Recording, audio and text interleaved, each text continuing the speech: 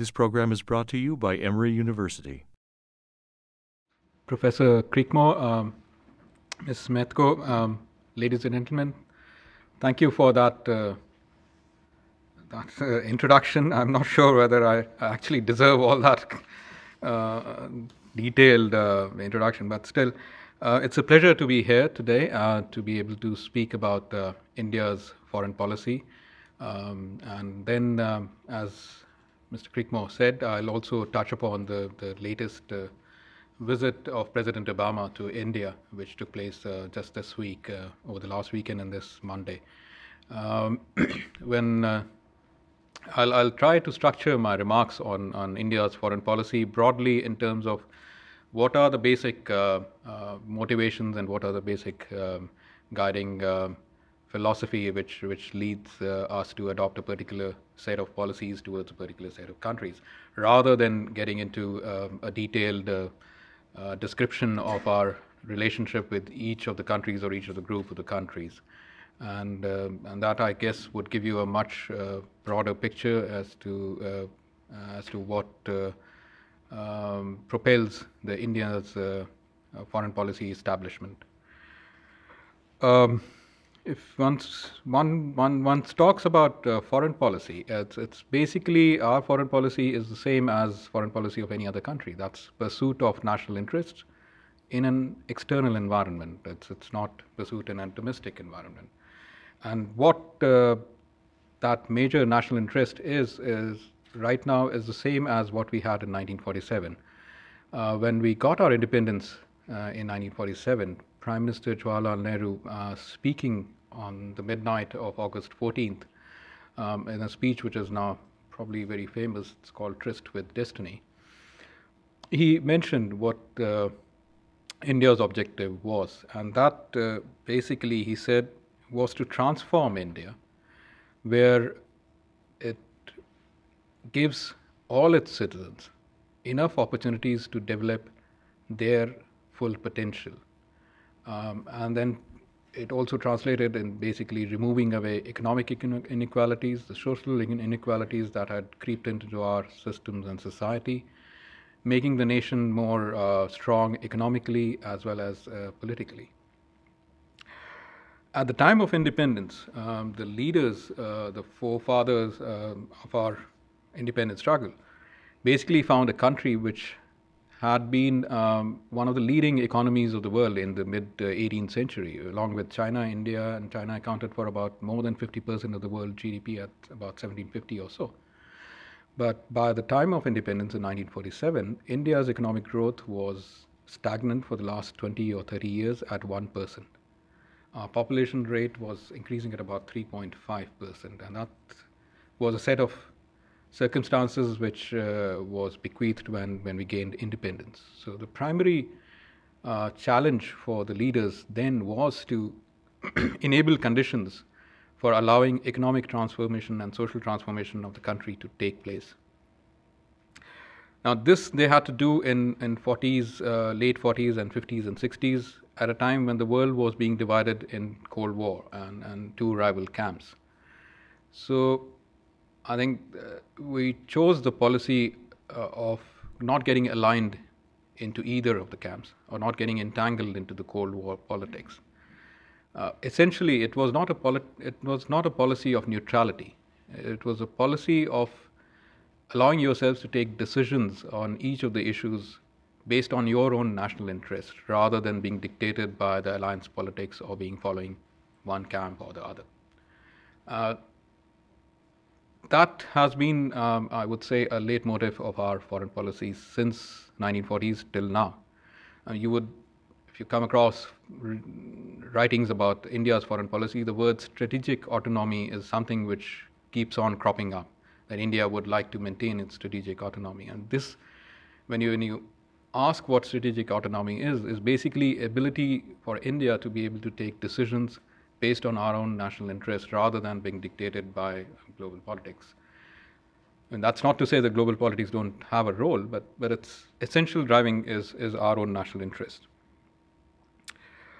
There is also another character which is evident in our foreign policy, And that's basically based on our ethos and the way our independence struggle was fought, basically to do things in an equitable or in a democratic way so that everybody gains the benefit of it. And that's another part of our foreign policy which has continued throughout the period. Throughout the Cold War period between, let's say, 50s to late 80s, the focus was entirely on the domestic issues. On the global political issues, the focus would come in whenever those issues were affect India's domestic transformation or would have a bearing on that. But it wasn't that we were getting engaged too actively into the foreign policy issues on the global scene. We were doing so in 50s, but starting 60s, it became much more insular and more focused on internal issues and rather than looking outward. And there were certain circumstances which happened, I wouldn't go into detail. Our nuclear explosion in 1974, the international reaction that followed, the increasing isolation that we felt in, or again, driven partly by Cold War politics, allowed these kind of changes to take place. I would say the latest phase of our change in foreign policy started in beginning 90s. Now, there were certain set of external circumstances, set of domestic changes taking place which allowed that to happen. Domestically, beginning 1990s, we started the policy of economic reforms and engagement with the global economy. Externally, the Cold War had just ended.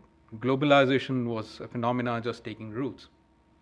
So India was very well placed to take advantage of these favorable external conditions as well as a favorable domestic environment. And what happened between 1990s until now is our engagement with the external world has only deepened and extended. A part of it is reflected in the global trade that India does. In the early 90s, I think international trade was less than 10% of our overall GDP.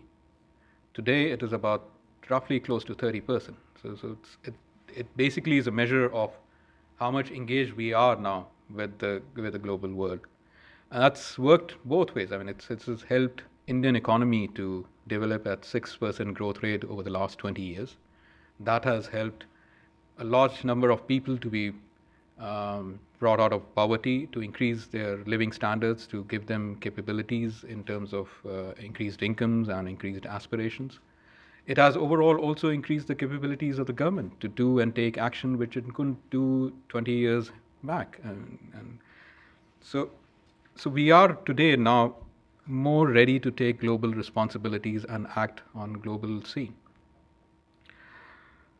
What are then the foreign policy priorities now? The foreign policy priorities are again derived from the domestic policies, which is at this point again, while we say that India is prospering, there is a 200 or 300 million odd strong middle class, but it's also a fact that we have about 400 million people still living in poverty and conditions of less than $2 per day growth, which is according to the World Bank. So the foremost task, therefore, for the government remains is to allow this large section, which is not totally benefited from the fruits of globalization or fruits of economic reform, to be able to give benefits to them, to be able to improve their lifestyles and standards. Now, on foreign policy, what it impacts is we need to have a conducive external environment in which we could continue to focus on our domestic transformation and domestic socio-economic transformation. Now, broadly, from this theme, then there would be three broad elements of the foreign policy which emerges. One is to have a peaceful periphery or a peaceful neighborhood. Unless you have a peaceful neighborhood, you will not be able to devote all your energies or all your resources to the task which is at hand. The second is to be able to develop stable and good relations with all the major powers of the world. And thankfully, because of the end of the Cold War, this is now possible. The world is, to quote Richard Haas, is unaligned, as it were.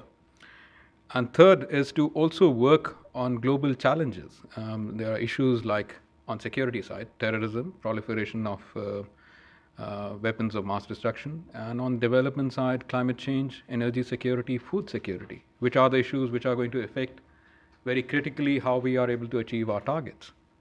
So these are the broad three themes of our foreign policy, which are the guiding lights, as I would say, when we decide or take policies towards a particular set of countries or a particular country. Now, let me try and elaborate on each of these three in brief remarks. Neighborhood, coming to that.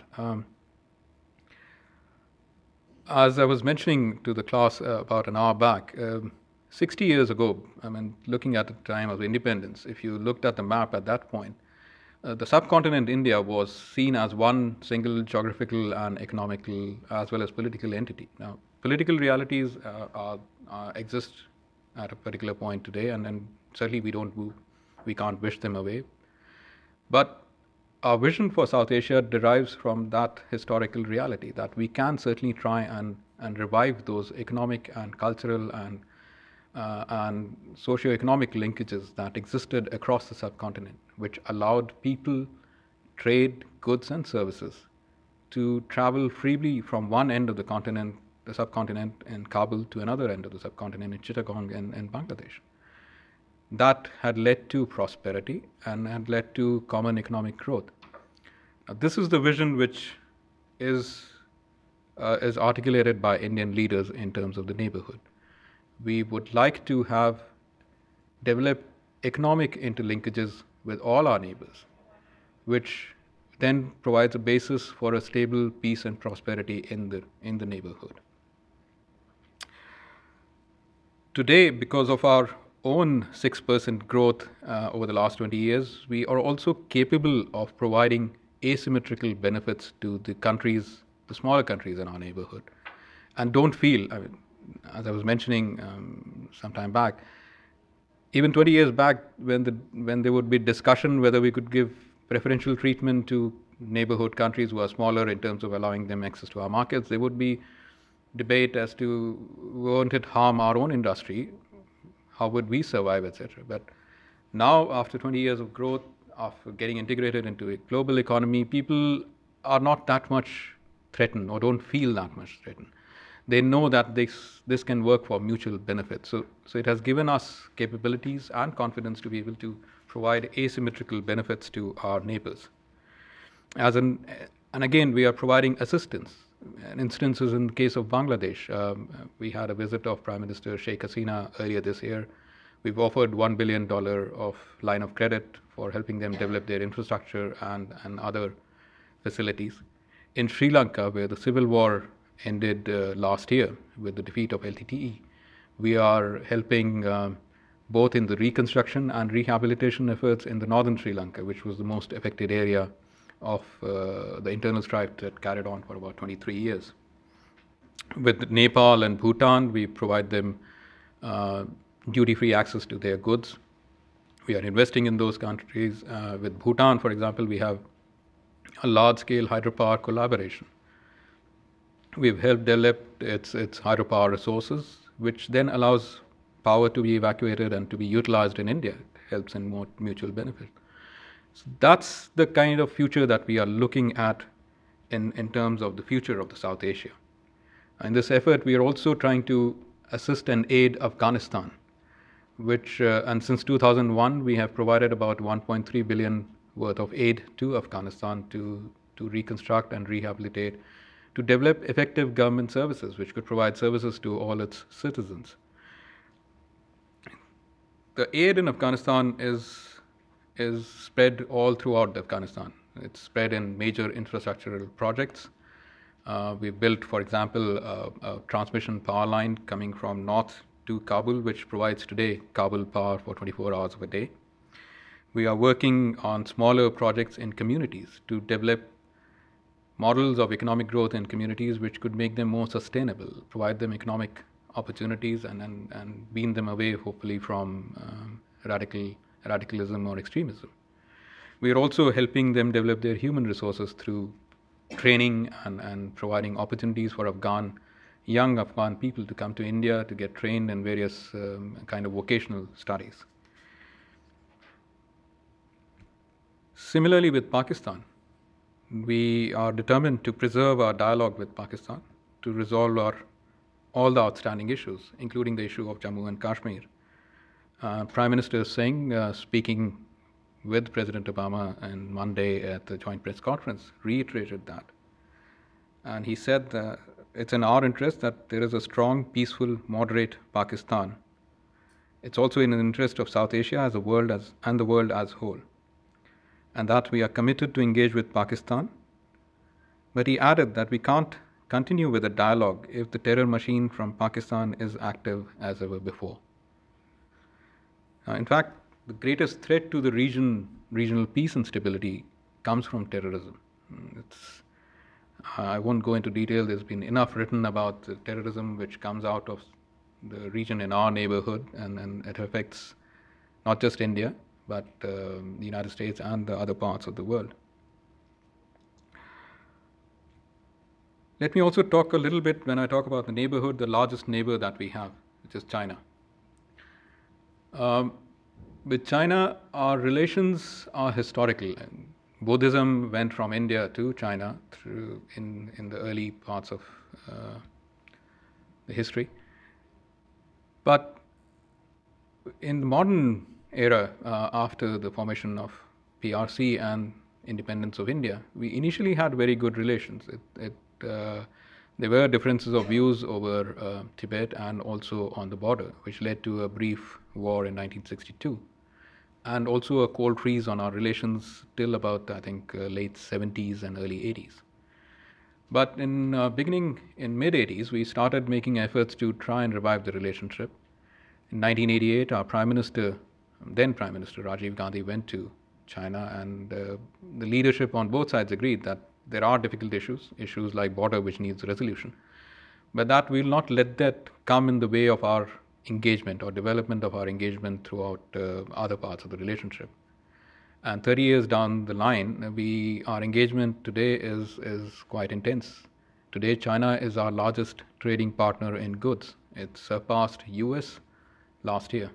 With China, we have about 50 billion worth of trade in goods. With the US, it was 44 billion a couple of years. Till 2008, it dipped down a little in 2009 due to the crisis, but it's picking up. But still, it's second. With China, again, there are lots of economic exchanges happening. Chinese companies are coming and investing in Indian companies. Indian companies are going there and investing there. It does not mean that we have no issues with China. There is still unresolved border issue. But we've found a modus vivendi to try and to work on that issue and let issue not adversely affect the overall relationship. On the border, we have appointed the special representatives of our leadership, Prime Minister in our case, and the President in case of China, who meet regularly to discuss the border issues and see the possibilities of a framework in which the border issue could be resolved. It's also realized on both sides that this is not an issue which can be resolved overnight. It's a complicated issue. It will take time. In the interim, we have made arrangements or agreed to arrangements on confidence building on the border, which allows the militaries on the both sides to interact regularly, to exchange views on the developments in border. And what it has resulted in the last 30 years, we've not had any serious border incident, which would have threatened the whole relationship. There is talk about Chinese assertiveness or the growing Chinese assertiveness which comes in the media in the recent month. We are mindful of that. We are watching carefully the China's activities in the region, the steps it takes, and particularly in our context, the steps it takes vis-a-vis Pakistan in terms of increasing security cooperation and cooperation in the areas of nuclear or missile proliferation. But that's an area which we are mindful of and we keep track of. I mean, I could only say that, and that's complicates the matter, but it doesn't really destabilizes the relationship, I should say. Let me also talk about a little bit about our extended neighborhood. Part of this vision of interconnected South Asia is also that once South Asia gets connected, it should get interconnected back to Southeast Asia. India historically has had linkages with its neighborhood, both on the west, with the Gulf, and with the Southeast Asia. Hinduism traveled through sea routes to the parts of the Southeast Asia. Our trade links with the Gulf and parts of Mediterranean were through sea routes. So what we have tried since the 1980s is, you would have heard the phrase "look east" policy, which is basically to try and engage and revive our linkages with ASEAN and Southeast Asia.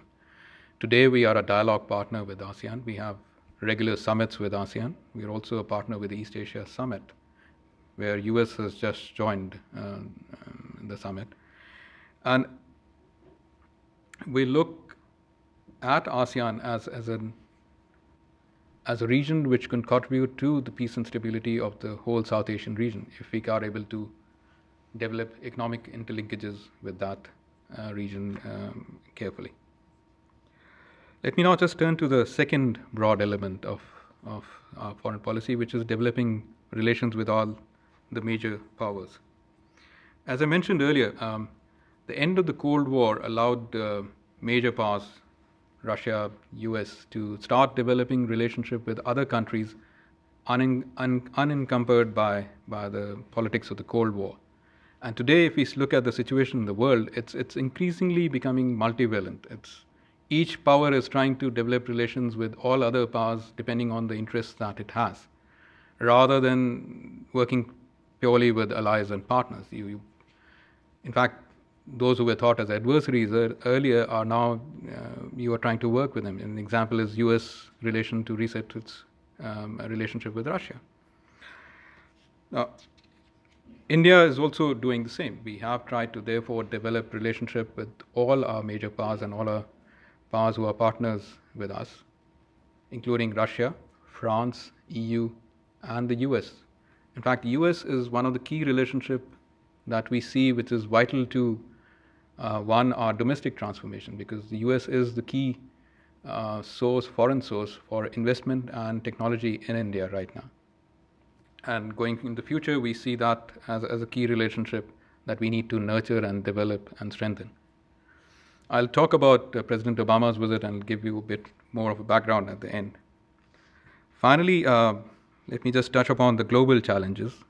As I mentioned, terrorism on the security side is one global challenge where we are trying to work with the global community to develop ways and means to meet this challenge. Now, this is being done both in international forums such as UN, where we have been trying to pursue a comprehensive convention on international terrorism, which would allow countries to take steps to deal with this issue on an international scale. But also we are working bilaterally with countries. We have a counterterrorism initiative with the US. We have similar counterterrorism exercises and cooperation with other countries such as Russia, where we are trying to enhance our own, on the one hand, our own capabilities and capacities to deal with terrorism. And secondly, to increase operational experience and intelligence so that before such incidents happen, you have enough information to thwart that. A second set of issues is development, food security, water. In subcontinent, water is will become, hopefully, it looks like an issue which will need to be dealt with all the neighbors. And these are the issues for which there has to be a local solution. And water can't certainly be solved with working with other countries. So what we are trying to do is develop cooperative mechanisms within the region, within the South Asian region, using the regional cooperation mechanism that we have in place, SARC, also to try and get projects in water conservation, in better management of water resources and better utilization of water resources. Similarly, on the food security, we are trying to work with the countries of the region to develop concepts such as food banks, where surplus food in one country could be kept in kind of a bank area, which could be then utilized by other countries in times of crisis, so that each country can help each other in the region. There are larger global issues such as climate change, where we need to work on the global arena. And India has taken an active role both on the multilateral front as well as in domestic front. On climate change, for instance, we have a national action plan on climate change, which we adopted in 2008, which has several programmatic elements, one of which is increasing the role of renewable energy in our energy mix. We now have a national solar mission, which calls for about 20,000 megawatts of solar electricity to be installed in the country by 2020. Similarly, we are looking at civil nuclear power as another ways of trying to reduce the carbon footprint or trying to reduce our reliance on fossil fuels. On the international arena, we've worked with the international community, including the developed world, under the UN Convention on Climate Change. Last year in Copenhagen, India, along with US and other countries, was instrumental in getting the Copenhagen Accord, which basically allows each country to set up its voluntary targets to reduce the global emissions and also to increase the energy efficiency.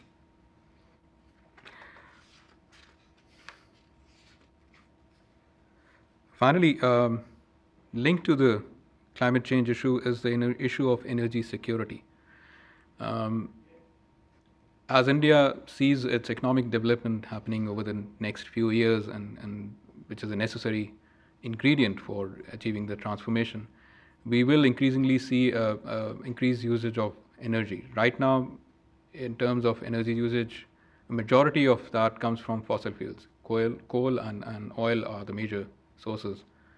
They are likely to remain acquire a dominant share of the energy mix in the future. But what we are trying to do is work with the US and other countries to develop technologies and new methods of reducing the carbon footprint. We're working with the US on clean coal technology. We've just signed an agreement with the US on trying to explore shale gas potential in India. We are also working with the US, for example, in developing new clean energy technologies. There's an agreement which has been signed during President Obama's visit to develop a clean energy research institute, which will be a jointly funded research institute to develop new technologies.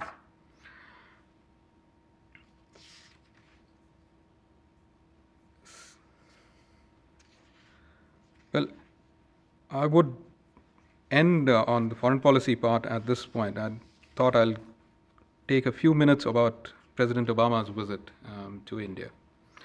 Let me just give you a background of where our relationship is right now.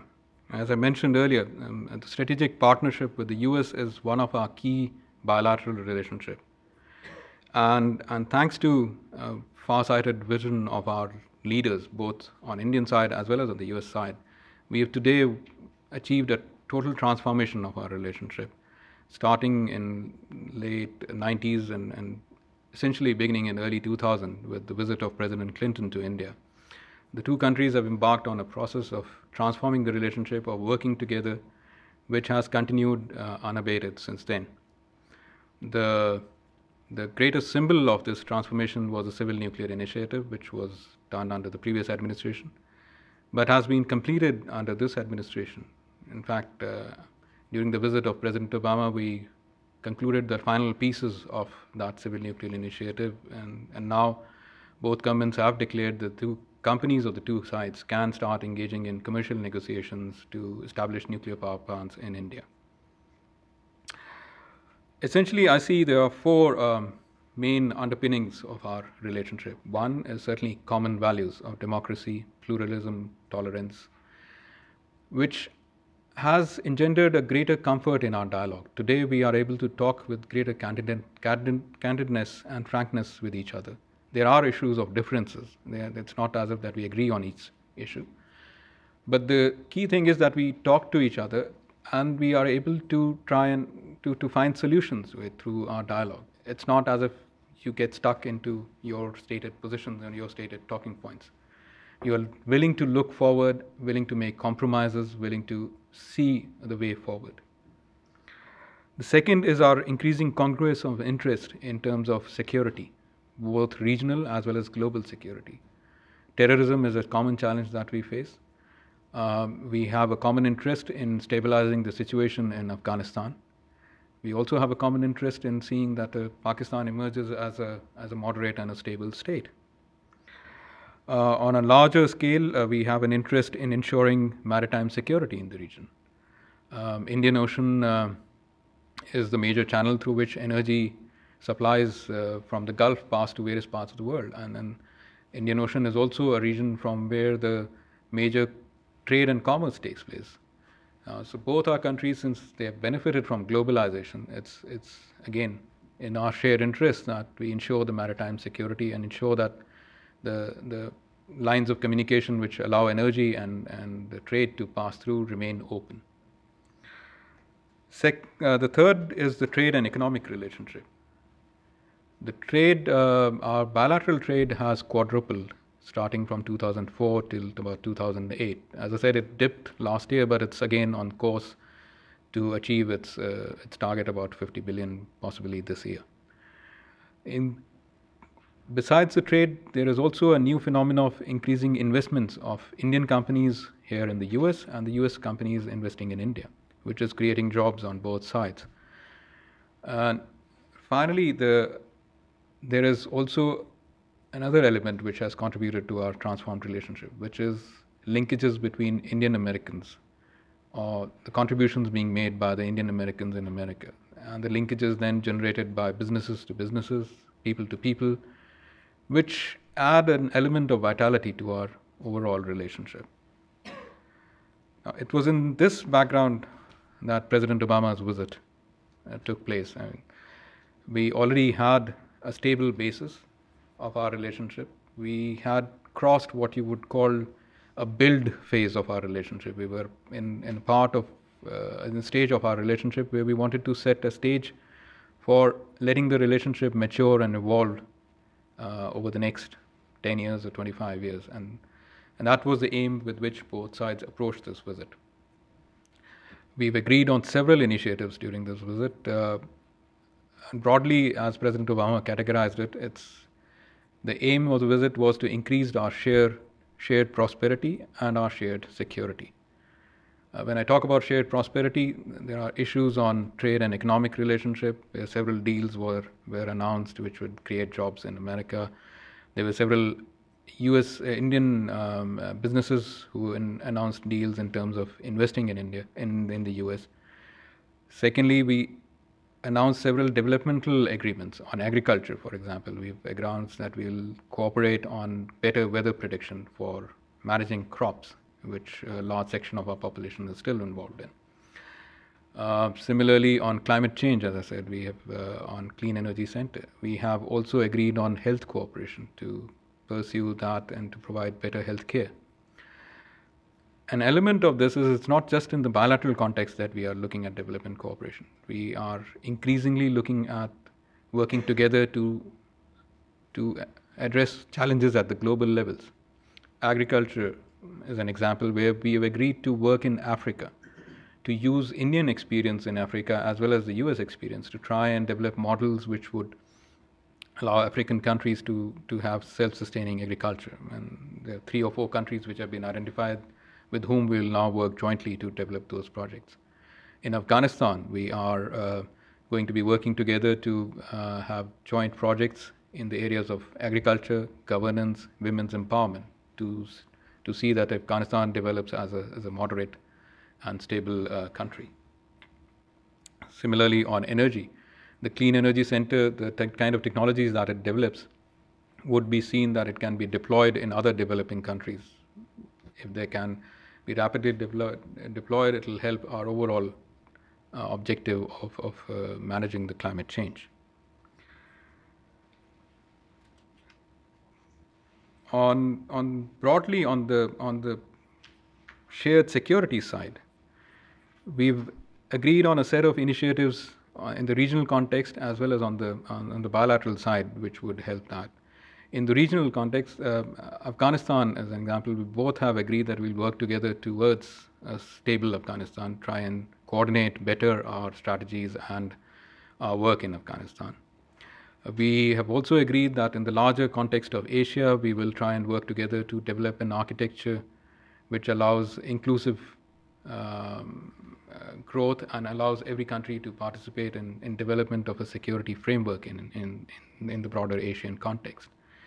Maritime security is another area in terms of working together that we are eagerly looking forward to. Counterterrorism is a common challenge that we face, and we have signed a new agreement between Department of Homeland Security and our Ministry of Home Affairs to increase the counterterrorism cooperation that will help each sides to be better prepared in case of a terrorist attack, and to also increase intelligence exchanges and operational exchanges so that such attacks in first place do not take place. Finally, on defense, we have agreed on strengthening our defense cooperation. The defense cooperation has been growing steadily over the last few years. Today, we have started procuring equipment from the US, which we did not a couple of years back. We are now doing joint exercises with the US, and the largest number of joint exercises that the US does is with India. We're also looking at developing and jointly doing research and development in developing in new technologies for defense and for common security. Finally, on the democratic, on the concept of our shared values, we've also agreed that we will have a dialogue on open government. In India, we have a Right to Information Act, which was passed 2-3 years back, which allows any ordinary citizens to seek information from the government. I think US also has a similar act, and now we've agreed that we will try and develop innovative technologies which will allow greater participation of citizens in their government and the government's decision making. And while we do that bilaterally, we'll also try to develop models which can be then replicated possibly in other third countries. So overall, I would say the visit has prepared the ground where we can now move towards our more more mature kind of a relationship, and we're not so much worried as to whether the US change of the administration in the US would cause the India-US relationship to be brought down on the radar. That kind of doubts which used to be there even till the last year, I would say no longer would exist now. And President Obama's endorsement of Security Council seat for India, permanent membership, has gone a long way in that particular objective. Let me just stop here. I'll be ready to take question and answers. Everyone has a microphone, so hold your hand up. I think I'll be able to speak loudly enough. For the recording. Oh, okay. Thank you. Thank you very much for your concise presentation of the Indian regional and global policy. My name is Nizar Motani. I am of Indian descent, born in East Africa, and I'm still very interested in my grandfather's homeland. Could you please expand upon India's presence in Afghanistan? How many Indians might there be? Have any of your projects come under attack from the Taliban and other criminals and extremists simply because India is not a Muslim country? Thank you. Well, if you talk about our presence, our official government presence, we have an embassy in Kabul. We have 4 consulates in Afghanistan. These are in Herat, Mazar-e-Sharif, Kandahar, and Jalalabad. I won't have exact figures as to terms of official government presence, but it will not be more than 50 or 100 overall.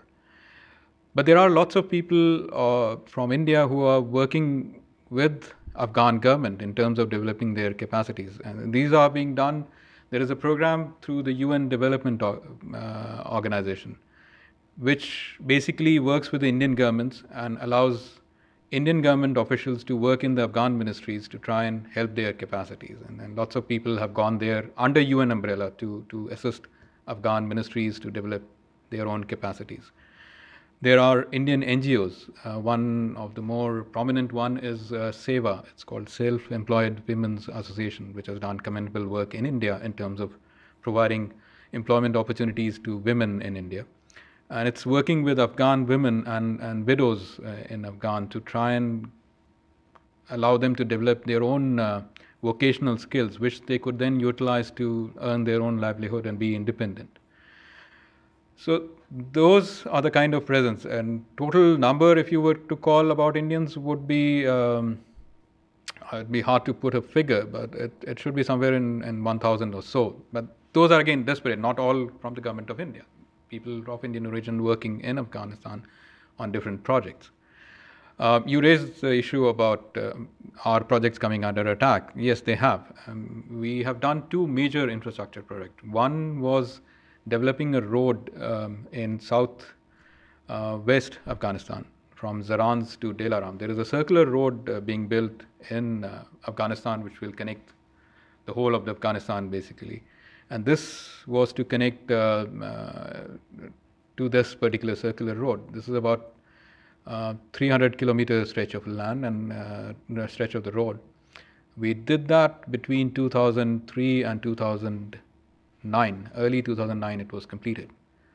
During that course of construction, we lost 38 of our personnel due to attacks by Taliban and others who were generally inimical to any kind of development being taking place in Afghanistan. Separately, we've had attacks on our embassy. We had a major attack on our embassy in July 2008, which killed 4 of our people. We had an attack last year in which they attacked a hotel which was being used by Seva, for example, to accommodate its volunteers who were going there. We had a cultural tour who was there. We had a medical doctors group who stayed there and was running an Indian hospital in Kabul. And several people died because of that. So we have suffered losses. And I wouldn't say and I wouldn't attribute this just because they're not Muslim. I think people who are opposed to a certain kind, opposed to the objective of, let's say, a stable and a democratic Afghanistan, undertake these kind of activities or undertake these kind of attacks.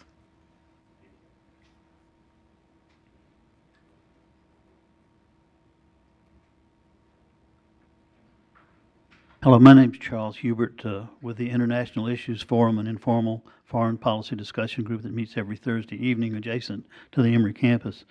In your remarks early on when you were talking about global challenges, you mentioned nuclear nonproliferation, and you didn't elaborate on that. And also, when you talked about the neighborhood, you didn't mention Iran, and I want to ask about that. Okay. I know India is not a member of the Nuclear Nonproliferation Treaty, and I think that is in part motivated by the fact that they don't think that the 5 declared nuclear powers have a right to monopoly on nuclear power. But Iran is a member, and the United Nations has enacted a number of sanctions against them. I want to know, first of all, how, even though India is not a member of the Nuclear Nonproliferation Treaty, is it acting aggressively to help enforce the sanctions that were enacted by the Security Council? And again, the situation with UN membership for India. Suppose India were to become a member of the Security Council, a permanent member, and have a veto, would India be likely to veto actions such as the sanctions against Iran? Let me first talk about Iran's nuclear program. Our Prime Minister has said categorically on many occasions that Iran is a member of the Nuclear Non-Proliferation Treaty, as you said, and therefore, as a member of Non-Proliferation Treaty, it has certain responsibilities and obligations. And we expect that Iran fulfills those obligations as a non-nuclear weapon state completely and fully and in a transparent manner, which also means that it should address concerns of the international community related to its nuclear weapons or nuclear program and concerns in both which have been expressed in IAEA as well as in the UN Security Council. In terms of our own action in the IAEA, whenever the matter has been brought to the Board of Governors and resolutions have taken place in, for example, in 2005, 2006, and last year, we have voted in support of resolutions which have called for Iran to take action and cooperate with the international community and with the IAEA to clarify questions related or concerns related to its nuclear program. We've constantly urged Iran that it should cooperate with the international community in our bilateral dialogues, that it should try, it's in both Iran's interest and the interest of other members of the international community, that it should engage with the international community and address these questions.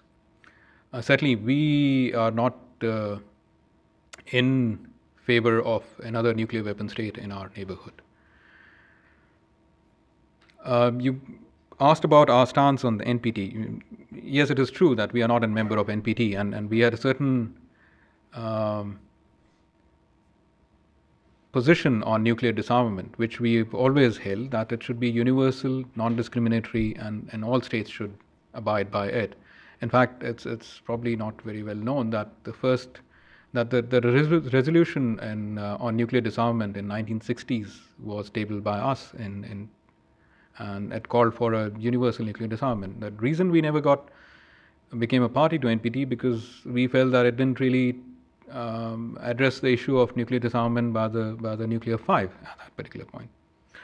But that said, our own conduct has been in conformity with any nuclear weapon state of a party to NPT would be. We've never transferred any material or nuclear equipment or technology without safeguards.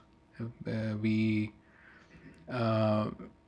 have also said that we will not be transferring reprocessing or enrichment technology to any other states which does not possess them.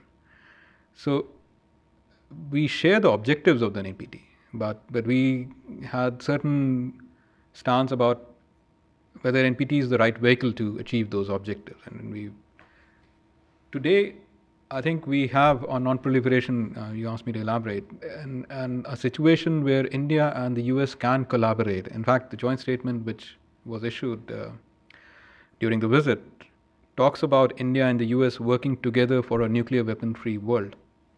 It's been only 3 years, I think 2 years, since President Obama declared that the US is in favor of a nuclear weapon-free world. That's not been a policy generally of the US. I mean, it's the first time it's been articulated that the US also would see its security increased in a world free of nuclear weapons, which has always been our stance. Now, that broad agreement on principles gives us an opportunity to see whether we can work together, and when we are determined to work together in area, notwithstanding our different positions on NPT. And sanctions, all the UN sanctions we have enforced scrupulously. We have enforced to the full letter of the world. We have not done anything in terms of in contravention of the UN sanction. Our record on that particular count is I think it speaks for itself. You asked about if we were to become a permanent member and if we were to veto. I think that's a hypothetical situation. I wouldn't rather get into it at this point.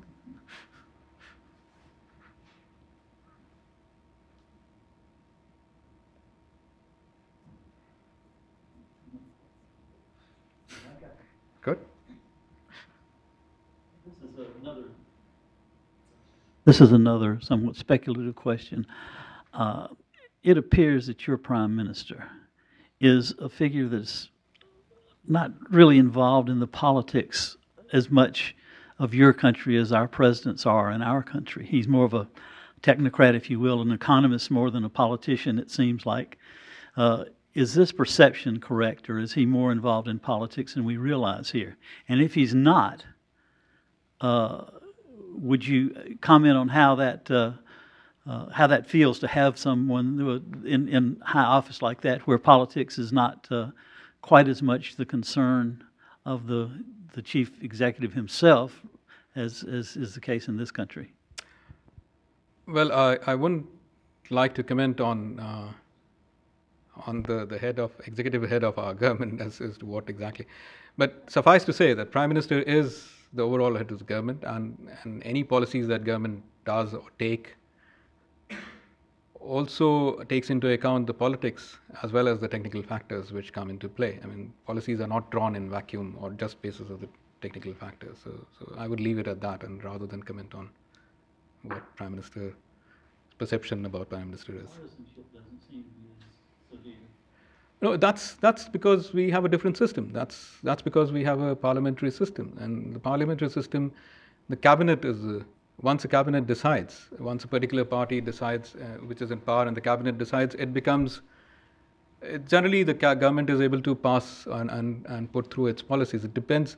Sometimes the parliament, they may not have the total numbers, or may be relying on coalition partners, which may complicate matters. But in general, they will be able to get their legislative agenda passed through, unless it is a very divisive one. Unlike the US case, where you have a different political system, which basically has led to greater bipartisanship and therefore some, as some would say, paralysis in the government.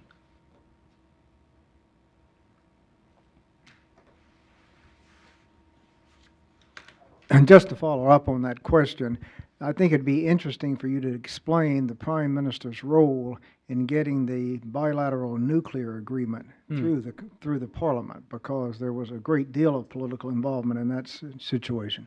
Well, if I have to elaborate on that, I think Prime Minister has taken two major initiatives. I mean, on foreign policy front, if I were to say, which generated a lot of controversies, and he has been able to manage so far to get his policies passed. One was the India-US relations, the civil nuclear initiative in particular. The other is Pakistan and our vision towards Pakistan. Prime Minister has repeatedly tried to have peace with Pakistan and start the dialogue with Pakistan. It's not for the want of effort from our side that it has not really progressed so far. But on the US nuclear, I mean, it was Prime Minister's vision, along with President Bush's vision, that created the 2005 joint statement, which led to the civil nuclear accord. But that said, I think once we started implementing it, there were challenges, both technical and in terms of legal, in creating the language. Once we've done that, which we were able to finish by July 2007, then there was a political challenge of getting it through the parliament in India. At that point, one of the component of our government was the left parties. Left is our communist parties in India, who had about 50 odd seats in parliament, and therefore they had a certain say in the government. And they were, the left has a certain ideology which is not really in favor of a very good or very strengthened India-US relationship, or certain ideology which motivated them to oppose the civil nuclear initiative. And it was a challenge getting that civil nuclear initiative through the parliament over the next 1 year. In fact, there were points, I would say, where commentators would say that this is more or less dead. It will not see the light of day because time was running out.